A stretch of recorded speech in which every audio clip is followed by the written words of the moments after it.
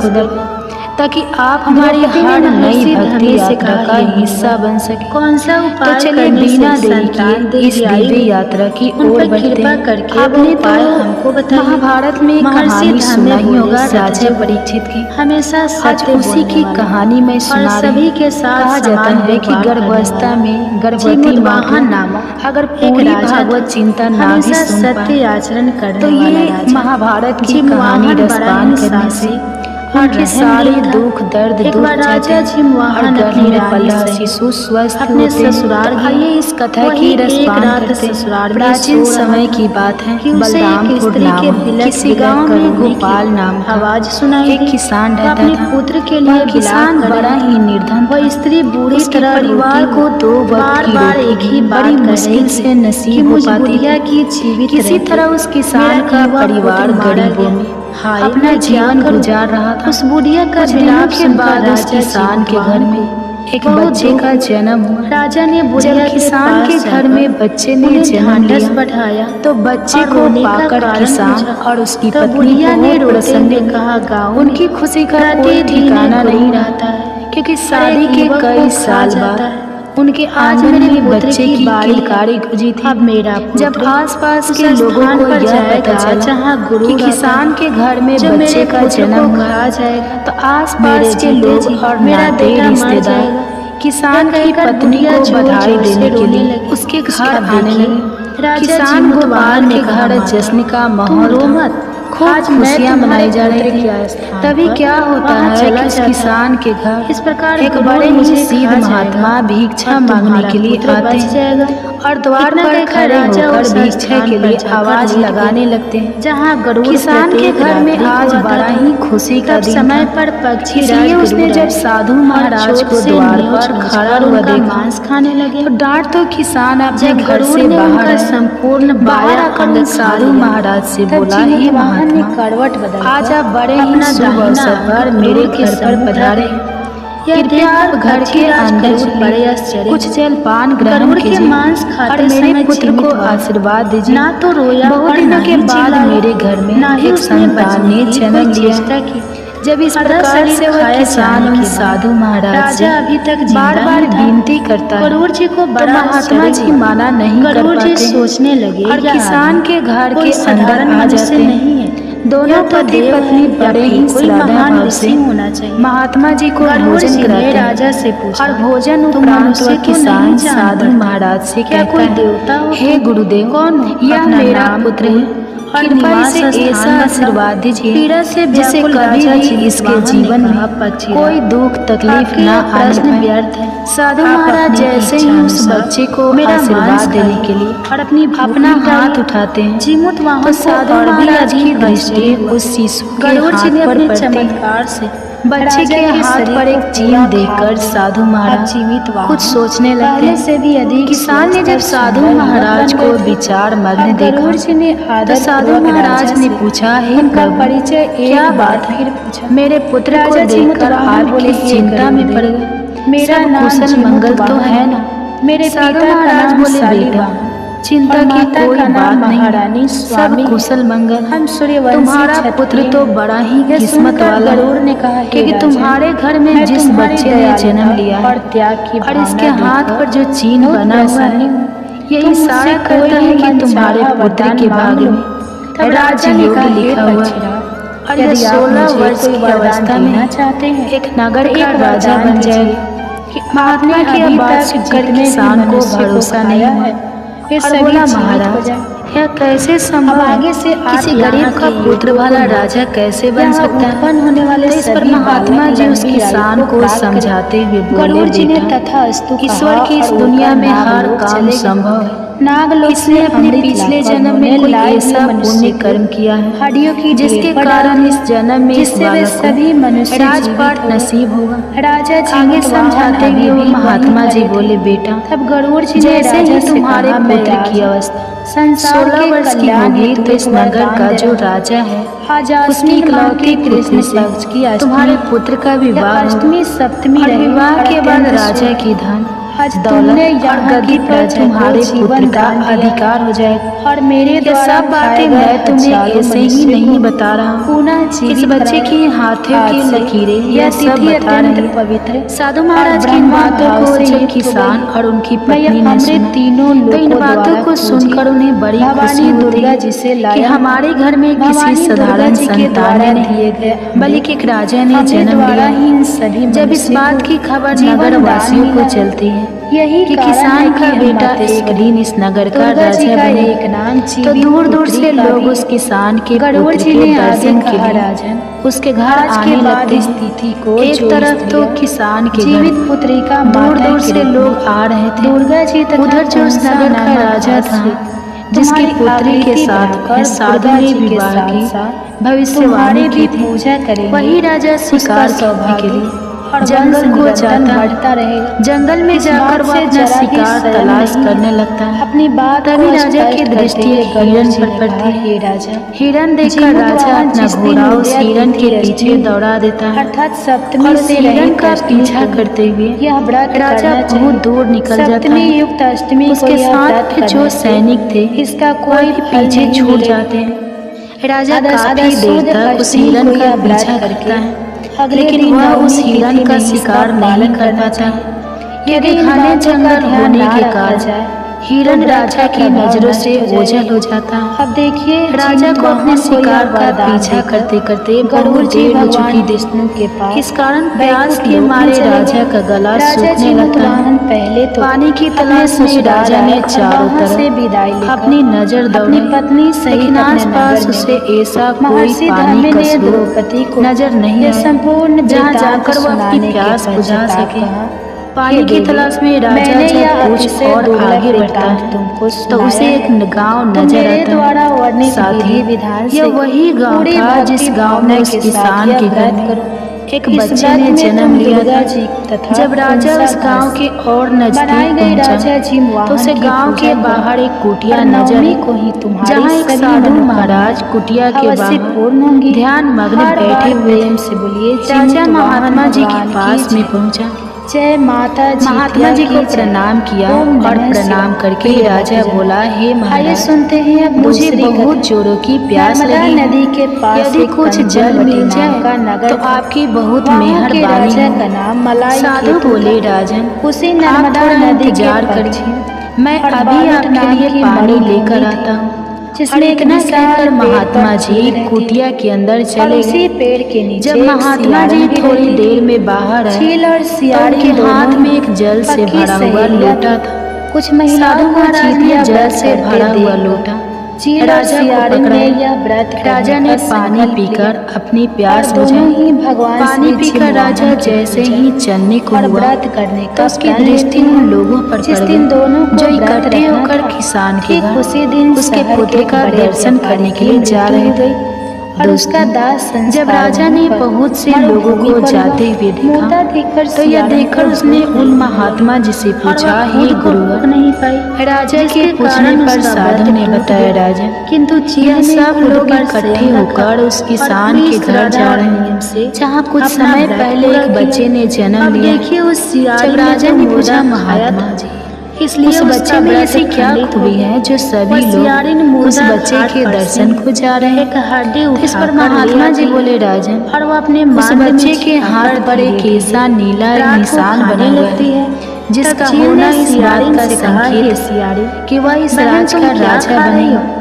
राजा बोला, महात्मा जी तब सियारी झूठी बातें ऐसा कभी नहीं हो सकता। मैं दिन भर से इस राज का राजा तो मैं को भी भूखा रहना, मैं उस गरीब किसान के करवट बदल रही अपने राज्य का राजा क्यों कट बोल रही। साधु बोले, राजा कुछ खा कोई इंसान ना तो किसी को राजा बना सकता है और ना ही रंग बना सकता है। बहन तुम्हारी बनाने वाला और बिगाड़ने वाला तो अब देखिए और ही ने सोचा। और रही बात उस किसान के पुत्र की राजा बनने की तो मैं आपकी जानकारी के लिए बता दूं, आज से 16 वर्ष के बाद तो अपना उस किसान के पुत्र का विवाह तो उसके बच्चे इकलौती बेटी के साथ में पर सियारी ने विवाह के बाद वह इस नगर का राजा बन जाएगा। हड्डी खा लिया। राजा ने कहा, महात्मा जी पुत्र मृत्यु बेटी किसकी बेटी और वहाँ मेरे तो कोई अपने औलादी के साथ आने फिर आपकी भविष्यवाणी कैसे सच साबित हो सकती है। ऋतु होती साधु महात्मा बोले, राजा जन्म में आज से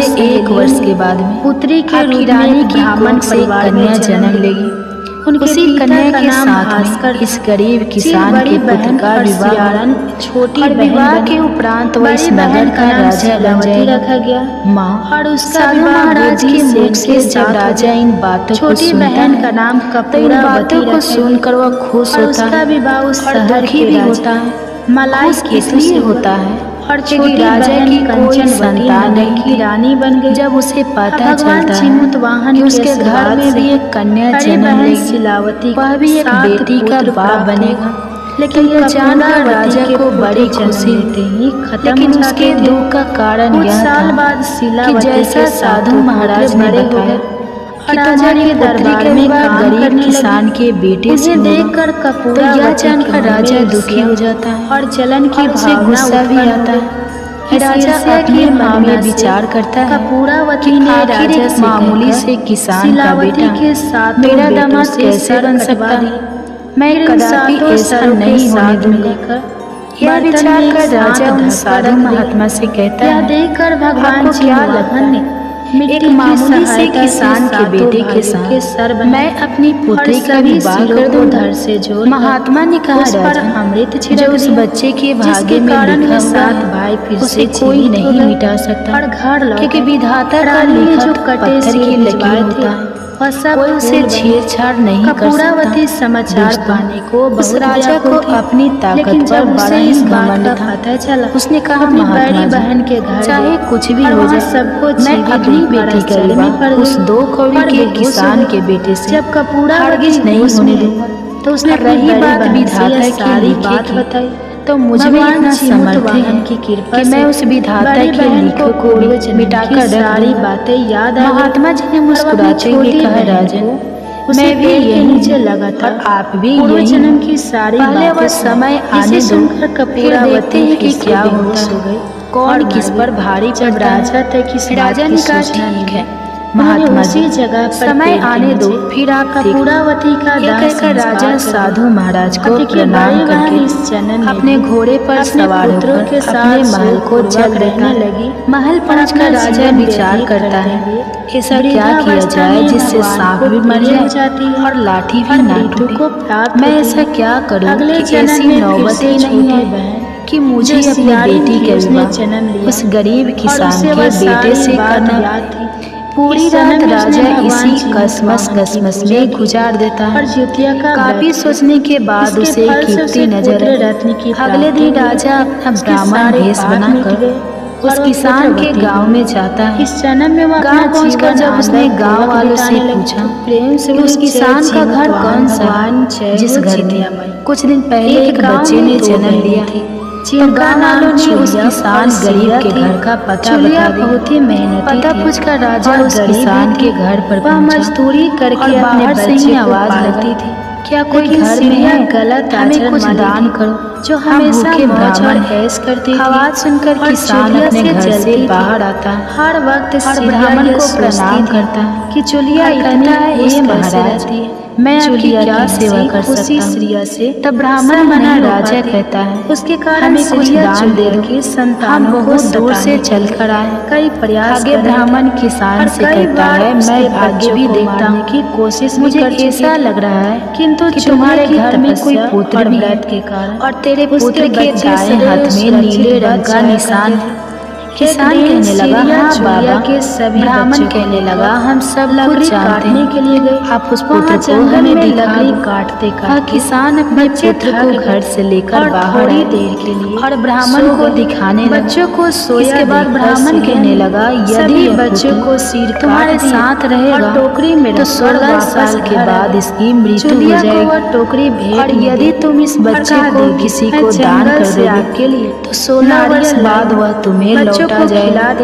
यदि तुम इस बच्चे को अपने पास रखना चाहते हो और किनारे मर जाएगी। इस बात पर सुनकर किसान रोने लगे और कहने लगा से रात हो गई हम अपने बच्चे को अपने से अलग नहीं कर सकते। बहुत ही परेशान ब्राह्मण कहने लगा यदि तुम किसी और को नहीं देना चाहते तो मुझे